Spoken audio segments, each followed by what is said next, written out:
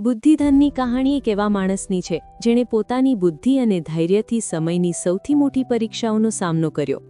આ કહાણી માત્ર રાજકીય ષડયંત્રની નથી, પરંતુ એક એવા વ્યક્તિની છે જેણે પ્રેમ, વિશ્વાસઘાત અને બદલાની વચ્ચે પોતાનો રસ્તો શોધ્યો.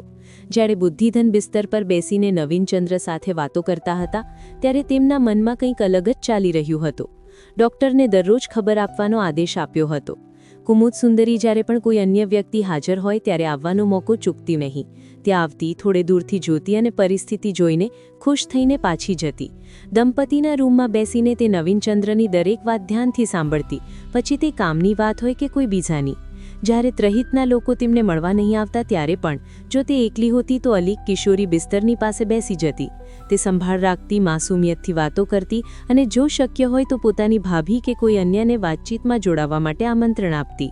કેટલીકવાર તતાઈ, ભોજાઈ, અતિથિ અને પ્રમાધન સાથે ચોપાડ રમતા રમતા અતિથિ થોડા જ સમયમાં ઘરના મુખિયા જેવા બની ગયા હતા અને તેમનો સ્વભાવ સુધરતો ગયો હતો. જ્યારે અમાત્યાના ઘરમાં શાંતિ છવાઈ હતી ત્યારે દરબારમાં અરાજકતા પ્રસરી રહી હતી. નવીનચંદ્ર પોતાને બદકિસ્મત લાગતા હતા, કારણ કે ત્યાં બધું પોતાની આંખોથી જોઈ શકતા નહોતા. તેમની આસપાસ વ્યર્થની વાતો ફેલાઈ રહી હતી અને કેટલીક અફવાઓ પણ તેમના કાન સુધી પહોંચી રહી હતી. જમાલવાળી ઘટનાથી બુદ્ધિધનનું માથું ચકરાઈ રહ્યું હતું. ઘટનાનું મૂળ સ્પષ્ટ થવાના કારણે ત્યાંને વધુ ઊંડાણથી સમજવા લાગ્યા હતા. તહેખાનામાં દફનાવેલા જમાલનો પત્તો ન મળવાના કારણે તેની તપાસ વ્યર્થ થઈ રહી હતી. ચિંતિત ખલકનંદે કોઈ કારણસર પોતાના ભાઈને ઉશ્કેર્યો અને તેને કંઈક કરવા માટે પ્રેરણા આપી. બુદ્ધિધને આ પરિણામની કલ્પના કરી લીધી હતી અને તે આને પોતાના ઉપર લેવા માટે તૈયાર હતા. પોતાની માતા અને ભાગ્યની દેવીના અપમાનથી ઉત્પન્ન ધિક્કાર શાંત થઈ નહોતી. ક્ષત્રિયાની શરારતે તેમને રાતભર જગાડી રાખ્યા હતા અને તેમને સળગતા અંગારા જેવા બનાવી દીધા હતા.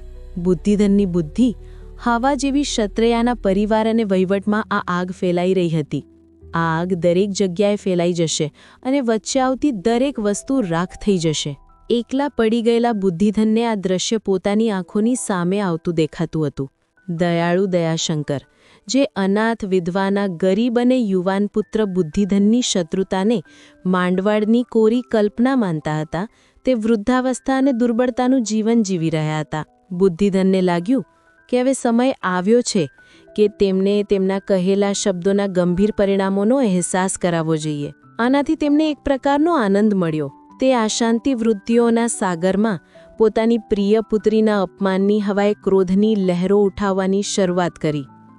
જે રાત્રે પકડાયેલા જમાલને ચોકમાં મારવામાં આવી રહ્યો હતો અને અલગ કિશોરી બરામદામાં ઉમરા પર માની ગોદમાં પડી રહી હતી, તે રાત્રે છતને સંભાળતા બુદ્ધિમાન વ્યક્તિએ ભાવા ચડાવીને પોતાની મૂછો પર હાથ મૂક્યો અને કહ્યું, ધ્યાન રાખજો. કમળની પાંખડીઓ જેવી કોમળ આંખો, તકિયા પર વિખરાયેલા લાંબા ખુલ્લા કાળા વાળ, ચમકીલું ભવ્ય મસ્તક, પરિપક્વ પુરુષનો રંગરૂપ અને ચમકતા કોમળ મોહક ગાલ. આ બધું જ જોઈને તેનું મન લલચાઈ ગયું. ઉંમર અને આજના રૂપમાં બદલાવ છતાં સુંદરતામાં કોઈ કમી દેખાઈ નહીં. તેના હૃદયથી પ્રેમનો દોરો વધુ મજબૂત થઈ ગયો. તેણે પોતાના માથેથી તે કલંકને સંપૂર્ણ રીતે મિટાવવાનો સંકલ્પ લીધો. મનહી મનમાં દેવીથી પ્રતિજ્ઞા કરતા હાથ ઉઠાવીને કહ્યું, દેવી, મને પત્ની ના સમજો. તેણે ઘણા વર્ષો સુધી શાસન કર્યું અને નિર્વિવાદ સત્તાનો આનંદ માણ્યો. તેને તે કાંટાને કાપી નાખવો જોઈએ. જો ભૂપસિંહ આવો કરવામાં કોઈ પ્રકારનો પ્રતિકાર બતાવ્યો તો શળથરાઈ તેમના લક્ષ્યને પ્રાપ્ત કરવા માટે દરેક શક્ય પ્રયાસ કરશે. ભલે તેનો અર્થ તેને હરાવવો જ કેમ ન હોય. કોઈએ ક્યારેય સાંભળ્યું ન હતું કે 2 તલવારો એક મ્યાનમાં રાખવામાં આવી હોય. જ્યાં સુધી બુદ્ધિધન અને શળથરાઈ એકબીજાને પ્રણામ કરતા ચાલતા રહ્યા ત્યાં સુધી બધું સુચારુ રીતે ચાલતું રહ્યું, પરંતુ વિરોધ ગુપ્ત હતો. જૂના સમય બદલાઈ ગયા અને બુદ્ધિધનને લાગ્યું કે તેમની નીંવ મજબૂત છે, તેથી તેમને એક મજબૂત ઇમારત ઊભી કરવાનો અવસર મળ્યો. બુદ્ધિધનની બુદ્ધિમત્તાના કારણે જ ભૂપસિંહ શળથરાઈના હાથમાં પડતા દેખાઈ રહ્યા હતા. શળથરાઈ આ જાણીને અનુમાન લગાવી રહ્યા હતા કે ભૂપસિંહ જલ્દીથી બુદ્ધિધનથી સંપૂર્ણ રીતે અલગ થઈ જશે. ભૂપસિંહની કૃપા, ઈશ્વર પ્રદત્ત બુદ્ધિ અને તેનાથી પ્રાપ્ત લાભ, કેટલાક ઈમાનદાર લોકો અને મર્યાદિત ધન, આ બુદ્ધિધનના સાધનો હતા. દરબારના મુખ્ય ન્યાયાધીશ ક્ષત્રિયના ભાઈ કરવાત્રે હતા. અમાત્યના ન્યાયાધીશ બન્યા પછી કરવાત્રેના નિર્ણયો વિરુદ્ધ ભૂપસિંહથી અપીલ કરવામાં આવતી હતી. અમાત્ય તેમની સાથે બેસીને બધું અમાત્યના કહ્યા અનુસાર જ કરતા હતા. શરૂઆતમાં બુદ્ધિમાન ઝાઝુ હસ્તક્ષેપ કરતા નહોતા, પરંતુ જેમ જેમ તેમના મુકદ્દમોનો સમય નજીક આવતો ગયો, કરવાત્રેના નિર્ણયો બદલાવા લાગ્યા. આ પ્રકારે તેમને મળતી દક્ષિણા પણ ઓછી થઈ ગઈ. રાણાને ગાયન પસંદ હતું. ભલે દરબાર ધીરે ધીરે વિલીન થઈ રહ્યો હતો, પોતાના પ્રશિક્ષિત દરબારીઓની સલાહ પર તે અવારનવાર ગાયન માટે બેસતી હતી. રાણા ના પાડતા નહોતા. તે ભોળી રાણાની વાતો પ્રેમથી સાંભળતા હતા. જ્યારે તે દૂર બેસીને ગાતી કે ઊભી થઈને નૃત્ય કરતી, ત્યારે રાણાની નજરો દરબારના આવતા જતા સભ્યો પર અસહાય થઈ જતી હતી. એના બદલે એક દિવસ એકાંતમાં બુદ્ધિધનની ગેરહાજરીમાં તેમણે કલાવતીની સુંદરતાની પ્રશંસા કરી. ક્ષત્રિયે જેમણે પહેલેથી જ પોતાની ઈચ્છા વ્યક્ત કરી દીધી હતી, તેમણે તુરંત મહારાણાની સેવામાં કલાવતીને પ્રસ્તુત કરવાનો બીડો ઉઠાવ્યો. રાણાએ ના પાડી નહીં, અને એક દિવસ બપોરે તે તેને મહેલમાં લઈ આવ્યો. તેણે મહેલને અપવિત્ર કર્યો. તેણે સુવર્ણપુરના રાણાના શરીરને અપવિત્ર કર્યો. તેણે તેના મનને ભ્રષ્ટ કર્યો અને સુવર્ણપુરના લોકોને દુઃખના સૌથી નીચલા સ્તરે પહોંચાડી દીધા. મહારાજ જેવા માટે દિવસ રાત રાહ જોવી અને તમારા જેવા માટે દિવસ રાત રાહ જોવી, આ શું છે? બુદ્ધિધનની આંખો ચમકી ઉઠી અને તેમણે ચરણને શ્રદ્ધાથી જોયા. ધીરે ધીરે રાણા વધુ શરમાળા થતા ગયા. સેવાનો ભાનુ બનાવીને રાણા અને કલાવતી એકાંતમાં તેમની સાથે રહેવા લાગ્યા. કલાવતીનો મહાવા સાથે સંબંધ હતો. દુષ્ટ સ્વભાવની હોવા છતાં તે તેની સાથે દરેક વાત કરતી હતી. મહાવા કામુક હતો અને રાગી ધન અને આભૂષણોની લાલચી હતી. રાગી ભોળી હતી પરંતુ ચંચળ હતી. જરૂર પડે ત્યાં મહાવાને ચેતવણી આપતી, તેને ધોખો આપતી, ધમકાવતી, લૂંટતી અને મારતી પણ હતી. ચાતસિંહના સમયમાં લીલાપુર જવા પહેલાં બુદ્ધિધનનો ક્ષત્રિય સાથી પરિચય થયો, જે ત્યાં જ જઈ રહ્યો હતો. જ્યારે બુદ્ધિધનને આ વિશે ખબર પડી ત્યારે તેમણે રંજીતની ચેતવણી આપી અને તેને એક ઉપાય બતાવ્યો. તે ઉપરથી રંજીત ક્ષત્રિય સાથે મળ્યું અને ફરિયાદ કરી, મહોદય, મારા શત્રુઓ યુવરાજજીની સામે મારી ખોટી છબી રજૂ કરી રહ્યા છે, તેથી કૃપા કરીને મારું તબાદલું કરી દો. જો તમે મને ત્યાં જ રાખવા માંગો છો તો હું રજા લઈ લઈશ. યુવા મરાઈએ તેને અસલી કારણ નહીં બતાવ્યું અને કોઈ કાર્યવાહી નહીં કરી. તેમણે કહ્યું, ચાલ્યા જાઓ, તમે બીજે ક્યાંક જઈ રહ્યા છો. તે અંદરથી જ તેમના પક્ષમાં હતો. બુદ્ધિધનને સમરસેને શિક્ષા આપી હતી અને રણજીત અવારનવાર મજાક કરતો હતો. આ દરમિયાન તેનો કોઈ સાથે સંબંધ બન્યો જેનાથી બધી અફવાઓ ફેલાવા લાગી. નરભ્રામ અને રણજીત બુદ્ધિધનની બુદ્ધિમત્તાથી પ્રેરિત હતા. તે જ બુદ્ધિમત્તાના બળે રાણાનો મહેલ, નગર અને દરબાર બુદ્ધિધન માટે ખુલી ગયા. રાણા ક્રોધિત થયા, બુદ્ધિધનને નષ્ટ કરવાની ધમકી આપી. ક્ષત્રિયને બોલાવ્યા, 100 શબ્દો કહ્યા. ક્ષત્રિય મનહી મનમાં પ્રસન્ન થયા અને વચન આપ્યું કે તેને બુદ્ધિધનનો ચહેરો જોવો નહીં પડે. રાણા ક્રોધિત થઈને આદેશ આપશે કે દુષ્ટ રાજા બુદ્ધિધનને પકડી લે અને તેનું ઘર છીનવી લે. આ નિશ્ચિત હતું. બુદ્ધિધન, રાણા જાળમાં ફસાઈ ગયો છે અને અમે રાણીઓને પુત્ર આપીશું, તો પછી એમને બીજું શું જોઈએ? રાણીની દાસીઓની જગ્યાએ તે 3 ગર્ભવતી રાખીઓ કે જપાને લાવવા જોઈએ. જદસિંહની રાણી સાથે જે થયું તે ન થવું જોઈએ. ક્ષત્રિયાને પૂરો વિશ્વાસ હતો કે મારા અને મહારા પછી બ્રહ્માએ દુષ્ટ રાણીને પોતાનો ઉત્તરાધિકારી બનાવ્યો હતો. રાણીએ ખોટા પુત્રને જન્મ આપ્યો હતો, તેથી પુત્ર અને માતા બંને તેના હાથમાં હતા. દુષ્ટ રાજા આ મામલામાં કંઈક વ્યવસ્થા કરવા આવ્યો અને તેણે બુદ્ધિધનને કહ્યું કે તમારા સૈનિકોએ થોડા સમય માટે તેનું સન્માન કરવું જોઈએ અને તેને સ્વતંત્ર રીતે ફરવા દેવું જોઈએ. તે ગલીઓને લટકતી લતાઓથી અંધારી કરવામાં આવી હતી અને ત્યાં પક્ષીઓ રાખવામાં આવતા હતા. પાછળ એક શિવ મંદિર હતું, જ્યાં તેને મળવા આવતી મહિલાઓને બહેકાવીને, ફૂસલાવીને, ધમકાવીને, ધોખો આપીને અને કેટલીકવાર બળાત્કાર પણ કરવામાં આવતો હતો. તેમને આ ગલીઓમાં ભટકાવવામાં આવતા હતા. બધા ભ્રષ્ટ લોકોની વચ્ચે જદસિંહ પણ તે અસહાય મહિલાઓ સાથે દુર્વ્યવહાર કરતો હતો. બુદ્ધિધનને જવા દો, અને જ્યારે તે તળાવની પાસે આવે ત્યારે તે એક ગલીમાંથી નીકળી અને તેને પાછળથી ધક્કો મારીને તળાવની પાસેના એક ખાડામાં ઓંધા ફેંકી દેશે. તેની પીઠ પર બેસીને તેની ગરદન લટકાવીને તેને મારી નાખશે. તેને તળાવમાં ફેંકી દેશે અને પછી પાછા ખાડામાં ફેંકીને બહાર કાઢશે. આવો ઇંતજામ કરવામાં આવ્યું હતું કે લાગે કે તે કોઈ અનુષ્ઠાન કરી રહ્યો છે. આ પણ નક્કી કરવામાં આવ્યું હતું કે તેને બાળીને મારી નાખવામાં આવશે, કારણ કે તેણે દરબારમાં પોતાની બદનામીના કારણે આત્મહત્યા કરી લીધી હતી. ક્ષત્રિયો ઘોર શોક મનાવશે. રાગી ખવાસને રણજીતને આ વિશે જણાવ્યું અને રણજીતના માધ્યમથી બુદ્ધિધન સુધી પહોંચ્યું. દેવી અને છોકરાઓને જોઈને તેના મનમાં આ વિચાર ઉમટી રહ્યો હતો કે આગળ ચાલીને તેમનું શું થશે. એક ઝૂંપડી જે કોઈ તૂટી-ફૂટી કુટિયા જેવી છે, એક માણસ જે કોઈ તૂટી-ફૂટી કુટિયા જેવો લૂંટાયેલો છે. મેં ફરી ક્યારેય આવા બદમાશ છોકરાઓ સાથે મુલાકાત નહીં કરી. સુદામચરિત ભાગ્યની દેવી અને વનલીલાની સ્તુતિ કરી રહ્યા હતા. જ્યારે એક દિવસ આ શ્લોક બુદ્ધિધનના કાન સુધી પહોંચ્યો ત્યારે તેમના મનમાં કંઈક એવું થયું, તેમનું હૃદય ભરાઈ આવ્યું, તેમની આંખોમાં આંસુ આવી ગયા.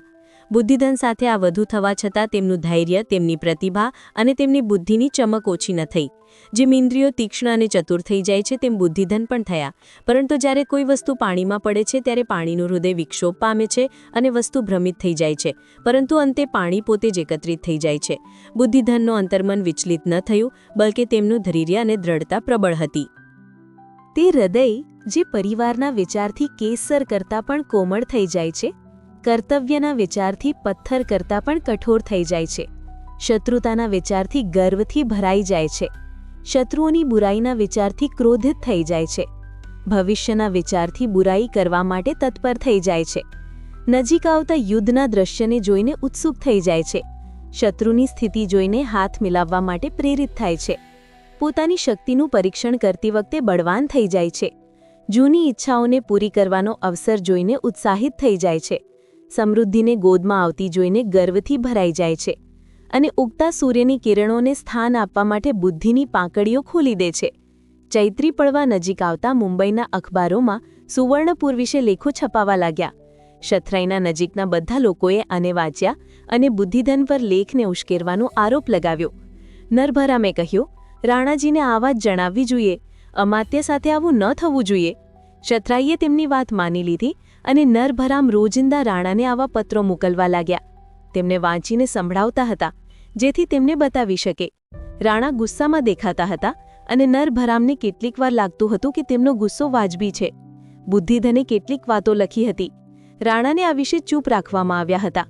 બુદ્ધિધનની આટલી હલચલ મચાવવાની ક્ષમતા જોઈને તેઓ ચકિત રહી ગયા હતા. બુદ્ધિધને કહ્યું કે તેમણે કલાવતીની કહાણીનો ખુલાસો કર્યો ન હતો, પરંતુ રાણાને તેમની વાત પર પૂરો યકીન નહોતો આવ્યો. અમાત્ય આઘાતમાં હતા.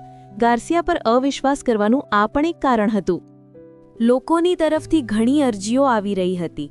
નરભરામ તેમને રાણા સુધી પહોંચવા દેતો નહોતો અને તેમને છુપાવીને રાખતો હતો. એક અરજી સરકારથી પ્રતિનિધિ પાસે અને પ્રતિનિધિથી ન્યાયાલય સુધી સ્પષ્ટીકરણ માટે પહોંચતી હતી. બુદ્ધિધને સમાચારપત્રોની નકલો અને લોકોની અરજીઓની નકલો સાહેબ સુધી પહોંચાડવાની વ્યવસ્થા કરી. બુદ્ધિધન પ્રધાનને પોતાની સાથે લઈને તેમને મળ્યા. મેડમ સાહેબના માધ્યમથી રસીલ સાહેબને મળ્યા. સંસ્થા વિશે વાત કરી. જ્યારે સાહેબને સ્પષ્ટીકરણ મળ્યું ત્યારે તેમને કહ્યું, સમય આવે ત્યારે પૂછી લેજો, હું સારી શરણ પ્રદાન કરીશ. રસીલ સાહેબની મેડમ સાથે પણ મુલાકાત થઈ અને ફળ મીઠાઈની ઉપયોગી સલાહ મળી. કલાવતીના આવ્યા પછી સાહેબ ભૂપસિંહ પાસે જવાના વિચાર પર ગયા હતા. રાણાએ તેમને આવું કરવા માટે કહ્યું હતું. બુદ્ધિધને તેમને આવું કરવા માટે કહ્યું હતું. સાહેબ પાસે રાણાનો એક પત્ર હતો અને જવાબમાં સાહેબે બુદ્ધિધનની પ્રશંસા કરતો એક પત્ર લખ્યો. સુવર્ણપુરનો એક વકીલ લીલાપુરમાં રાખવામાં આવ્યો હતો. તે પ્રતિદિન અદાલતમાં ખોટી અને વધારે પડતી રિપોર્ટ આપતો હતો. કહાણીના રૂપમાં લખતો હતો કે આજે તેણે સાહેબ સાથે 2 કલાક વાત કરી, આજે તેણે સેવકની ઘણી પ્રશંસા કરી વગેરે. તેણે શઠરાઈને બુદ્ધિધન સાહેબ સાથે થયેલી ઘટના વિશે કેટલીક પંક્તિઓ લખીને જણાવ્યો કે બુદ્ધિધનને અહીં કોઈ સન્માન મળ્યો નહીં. બુદ્ધિધને રાણાને બતાવ્યું કે મેડમોએ અમાત્યને પોતાની તસવીરો આપી હતી. ઉપરના લખેલા દસ્તાવેજ પર તેમણે પોતે હસ્તાક્ષર કર્યા હતા. સાહેબના કાગળ પર પણ હસ્તાક્ષર કર્યા હતા અને બધા પક્ષોથી મળેલા સન્માન પર સંતોષ વ્યક્ત કર્યો હતો. રાણાને વિશ્વાસ થઈ ગયો કે એજન્સીમાં બુદ્ધિધનની પ્રતિષ્ઠા મજબૂત છે અને તે આદેશનું પાલન કરશે. જો તેનો સ્વભાવ સુધરતો તો તે પડવાની અદાલતમાં જવા માંગતો હતો. અમાત્યએ તેને આ ઈચ્છા પૂરી કરવા માટે કહ્યું હતું. અમાત્યની નીતિ સેવકને નુકસાન પહોંચાડવાની નહોતી, બલકે તેને તે જ બનાવેલા ખાડામાં ધકેલવાની હતી. તે આ માટે યોગ્ય ઉપાય કરવા તૈયાર હતા. પરંતુ જ્યારે સમય આવ્યો ત્યારે અપેક્ષિત પરિણામ મળ્યા નહીં. કંઈક એવું થયું કે તેણે વેવારિયાની દુષ્ટ પોલીસના હાથમાં પડવાથી બચવા માટે યોગ્ય ઉપાય શોધી કાઢ્યા. તે સમયે તેણે વેવારિયા રાયને દરબારથી ઘર પાછા મોકલવાની યોજના નરભેરામને સોંપી. આ વિચારીને કે અધિકારીની નજરોનું અપમાન દૂર થઈ જશે, તેણે પોતાના કેટલાક સૈનિકોને બુદ્ધિધનને શર્મિંદા કરવાનો મોકો આપ્યો. જો આવું ન થયું તો તેણે રસાલાના માણસોને પોલીસને કાબૂમાં કરવા માટે તૈયાર રાખ્યા. શાંતિકાળ અને બ્રિટિશ શાસન દરમિયાન રસાલાનું કોઈ મહત્વ નહોતું. તેને માત્ર સજાવટની વસ્તુ તરીકે જ યાદ કરવામાં આવતું હતું.